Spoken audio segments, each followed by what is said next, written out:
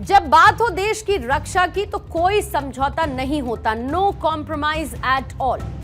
और रक्षा मंत्री राजनाथ सिंह ने एक बहुत जरूरी बात कही है जो कि भारत के सुरक्षा परिदृश्य को बदल सकती है।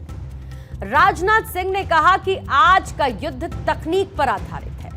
यहां दुश्मन ने अपनी चालें बहुत आगे बढ़ा दी हैं और इस बदलती परिस्थिति के बीच हमें देश में ऐसे नवाचार यानी इनोवेशंस की जरूरत है जो कि रक्षा क्षेत्र को एक नई ताकत दे सके। राजनाथ सिंह की यह बात डिफेंस अकाउंट डिपार्टमेंट के 278वें फाउंडेशन डे पर सुनाई दी, जहां पर उन्होंने नए समय के हिसाब से रिसर्च और विकास को बढ़ावा देने की इंपॉर्टेंस पर जोर दिया।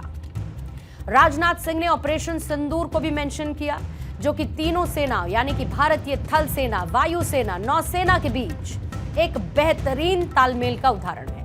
और उन्होंने इस ऑपरेशन को एक जीवंत उदाहरण, लाइवली एग्जाम्पल बताया कि कैसे तीनों सेनाओं ने एक साथ काम करके बेहतर परिणाम हासिल किए। ऑपरेशन सिंदूर के दौरान भारतीय वायुसेना की आकाश तीर वायु रक्षा प्रणाली, नौसेना की त्रिगुण प्रणाली और थल सेना की संयुक्त कार्रवाई ने भारत पाकिस्तान के बीच हुए संघर्ष में महत्वपूर्ण भूमिका निभाई। तीनों सेनाओं के बीच श्रेष्ठ समन्वय से कमांडर तेजी से फैसले ले सके और रिस्क कम हुआ। यह अनुभव न केवल दिखाता है कि भारत की सेना कितनी प्रगतिशील है, बल्कि ये भी बताता है कि भविष्य में युद्ध की स्ट्रैटेजी के लिए एकीकृत सैन्य कार्रवाई कितनी महत्वपूर्ण है। साथियों, इन ऑपरेशन के दौरान भारत ने अपने एयर डिफेंस में ज्वाइंटनेस का एक जबरदस्त प्रदर्शन किया है, जो डिसाइसिव साबित हुआ।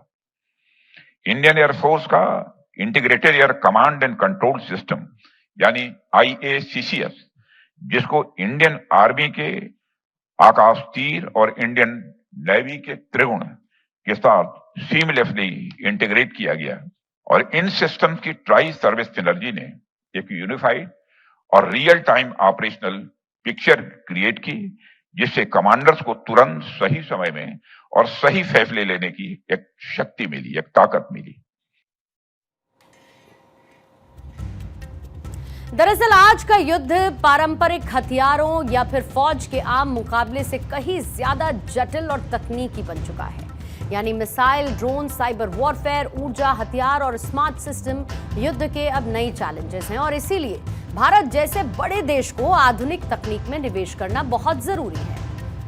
रक्षा मंत्री ने इस बात को चुनौती बताया, साथ ही ये कहा कि भारत को एक ऐसा इकोसिस्टम तैयार करना होगा जिसमें नवाचार को बढ़ावा दिया जाए ताकि नई तकनीकें जल्द तैयार हो। इसका मतलब यह है कि भारत को अपना रिसर्च और डेवलपमेंट यानी R&D को बढ़ाना होगा, और ये सिर्फ सरकारी क्षेत्रों तक सीमित नहीं होना चाहिए, बल्कि निजी क्षेत्र और स्टार्टअप्स को भी इस दिशा में काम करने का मौका मिलना चाहिए। इस दिशा में बढ़ना तमाम देशों के लिए जरूरी है, खासकर जब बात सुरक्षा की। एयर डिफेंस प्रोक्योरमेंट मैनुअल 2025 को भी लॉन्च किया गया है।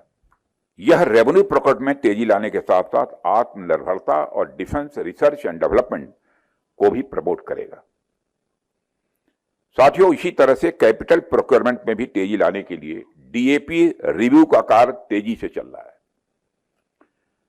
और कार्य किया जा रहा है।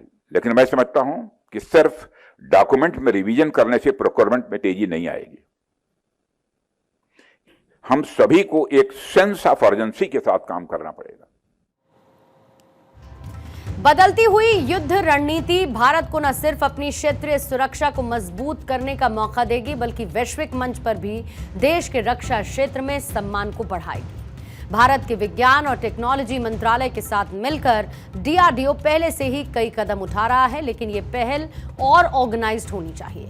रक्षा मंत्री के बयान से यह भी साफ है कि युद्ध केवल फिजिकल वॉर नहीं, बल्कि तकनीक और रणनीति का संगम है, और इसका मुकाबला करने के लिए भारत को सस्टेन्ड रिसर्च, डेवलपमेंट और इनोवेशन पर ध्यान देना होगा। तीनों सेनाओं का बेहतर कोऑर्डिनेशन, नई प्रणालियों का विकास भविष्य के युद्ध में डिसाइसिव साबित होगा। भारतीय सुरक्षा नीति में यह बदलाव आने वाले समय की जरूरतों का जवाब है, जो कि भारत को मजबूत, सुरक्षित और आत्मनिर्भर बनाएगा।